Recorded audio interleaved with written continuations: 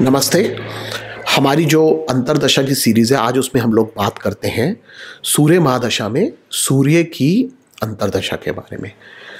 इससे पहले मैं अपने एक्सपीरियंसेस शेयर करूं इसके बारे में, आइए हम लोग ये देखते हैं बृहत्पराशर होरा शास्त्र इसके बारे में क्या लिखती हैं। तो देखिए, बृहत्पराशर होरा शास्त्र लिखती हैं, यदि सूर्य अपनी उच्च राशि में हो या 11वें में हो, केंद्र त्रिकोण में हो, तो अपनी दशा और अपनी ही अंतर्दशा में धन धान्य आदि शुभ फल आदि देता है।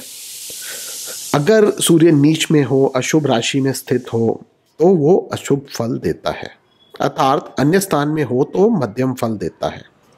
यानी बेसिकली वो ये कह रहे हैं कि सन अगर ओन साइन में हो, फ्रेंड्स साइन में हो, उच्च राशि में हो, केंद्र में हो या त्रिकोण में हो, तो वो अपनी अंतर्दशा में अच्छे फल देता है। अदरवाइज अगर वो एनिमी साइन में होगा, नीच में होगा, it is placed with enemies, conjunction हो अपने एनिमीज के साथ, तो सूर्य अपनी अंतर्दशा में इतने अच्छे रिजल्ट्स नहीं देता। अगर किसी और साइन में प्लेस्ड होगा तो मध्यम फल देगा। अगेन जैसे मैंने अंतर्दशा जहाँ पे हमने एक्सप्लेन की थी, उस वीडियो में बात की थी कि यदि कि हमने ये बात की थी कि दैट सेकंड हाउस या 7th से जुड़ेगा तो प्रॉब्लम्स दे सकता है। तो अगेन यहाँ पे ये लिखते हैं, यदि सूर्य द्वितीयेश या सप्तमेश हो तो उसकी दशा अंतर्दशा में अपमृत्यु या मृत्यु तुल्य कष्ट का भय होता है। उस दोष के निवारणार्थ मृत्युंजय जाप तथा सूर्य की पूजा, जप, दान आदि करानी चाहिए। So this is what it is written in Brihat Parashara Hora Shastra about सन अंतर्दशा इन सन महादशा। अब मैं कुछ अपने एक्सपीरियंसेस आपसे शेयर करता हूं। तो देखिए, सूर्य की जो महादशा होती है, यू गेट दैट दशा आफ्टर योर शुक्र महादशा। तो जो शुक्र की महादशा होती है वो 20 साल की होती है। इट्स अ वेरी बिग दशा। और जब सूर्य की दशा आएगी, जब सूर्य में सूर्य आएंगे, तो it's a very big change, because आप एक इतनी महादशा, बड़ी महादशा में से निकल के आ रहे हैं। जो शुक्र है, it represent luxuries, it represents passion, it represent materialism. शुक्र की दशा में इंसान जो है वो काफ़ी मटेरियलिस्टिक होता है। उसका मटेरियल थिंग्स हैं जो वर्ल्ड की, जिसमें हम लोग इनफैक्ट प्रोफेशन को भी ले लेते हैं, बिकॉज यू नीड प्रोफेशन, तभी आप ग्रो करना पसंद करते हैं। आपको लग्जरीज चाहिए लाइफ में, यू नीड मनी। सो इस प्रकार की सारी चीज़ों को जो शुक्र है वो रिप्रेजेंट करता है, और उसकी दशा से आप सूर्य की दशा में आ रहे हैं। सन विच रिप्रेजेंट्स आत्मा कारक, सन इज एन आत्मा कारक, तो की आत्मा को रिप्रेजेंट करता है। लेकिन हम जैसे अंतर्दशाओं की बात कर रहे हैं, तो we have to focus on the अंतर्दशास।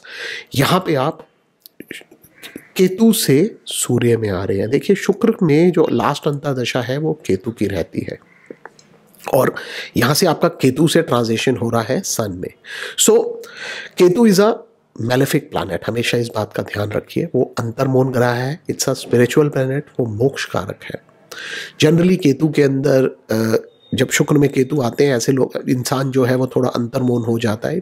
He gets more introvert, you can say. And यहाँ पे सूर्य आ रहे हैं जो आत्मा कारक है, and sun represents royalty, it represents to come out and shine. तो अचानक से एक ये ट्रांजिशन इस दशा में होता है कि जैसे ही जातक सूर्य में आता है, ही wants to come out into the world। उससे पहले वो एक अपने ही, आप समझिए, शेल में बैठा हुआ है केतु में, और अचानक से सूर्य आए तो he wants to शाइन। उस तरह की चेंज जो है वो पर्सनैलिटी में आ जाता है। आदमी जो है वो राइज करके शाइन करना चाहता है ज़िंदगी में। एंड इस वजह से जब सूर्य में सूर्य आते हैं, तो you have to see very carefully that sun should be placed well in the chart, because अगर उसको इमीडिएटली नेम फेम नहीं मिलता जो वो एक्सपेक्टेशन के साथ इस दशा में आ रहा है, so it can generally result in to lot of negative things. तो हम जब भी स्टडी कर रहे हैं सूर्य के अंदर, सूर्य के अंतर को, हमें इस चीज़ का हमेशा ध्यान रखना है कि वो चार्ट में किस प्रकार से प्लेस्ड है। बिकॉज अगर वो उतने अच्छे रिजल्ट नहीं देगा, तो जातक जो है उसको थोड़ा सा डिप्रेशन आ सकता है। Another thing one has to be very careful that जो सूर्य है वो फादर को भी रिप्रेजेंट करता है। तो जब सूर्य में सूर्य का अंतर चल रहा हो, so one has to be very careful about one's father, specially अगर सूर्य 9th हाउस से इनमिकली प्लेस्ड हो और यहाँ सन से 9th में अच्छे प्लैनेट्स नहीं प्लेस्ड हो तो one has to be very careful about the health of the father, क्योंकि उस समय प्रॉब्लम्स दे सकता है सन में जब सन का अंतर आए तो फादर को। तो हमें हमेशा इस तरह की चीज़ों का ध्यान रखना है। अब बृहद प्रेशर होरा शास्त्र ये भी कहती हैं कि अगर 2nd या 7th से संबंध रखे सूर्य तो मृत्युंजय का जाप करना चाहिए। तो देखिए मैं हमेशा सेल्फ पूजा में बिलीव करता हूँ। तो अगर आपकी सूर्य में सूर्य की अंतर चल रही हो और if it is connected to 2nd and the 7th lord और is placed in 2nd and 7th house, तो उस समय आप खुद ही अपने आप संकल्प करके मृत्युंजय का जाप कर सकते हैं। इसके अलावा रेमेडीज़ की अगर मैं बात करूं तो आदित्य हृदयम स्तोत्रम जो है वो काफ़ी हेल्पफुल रहता है सूर्य की महादशा में, ओवरऑल महादशा में ही, और स्पेशली जब सूर्य का ही अंतर चल रहा हो तो उस पीरियड में अगर आप आदित्य हृदयम करेंगे रेगुलरली तो you will get excellent results. इसके अलावा आप सूर्य को जल दे सकते हैं, कॉपर का लोटा लीजिए, उसमें पानी भर के कुछ अक्षत डाल लीजिए। अक्षत जो होते हैं वो आप चावल को अगर आप कलर कर लें, यानी उसमें रोली मिला लें थोड़ी सी या हल्दी मिला लें तो उसका कलर चेंज हो जाता है, तो दैट इज़ अक्षत।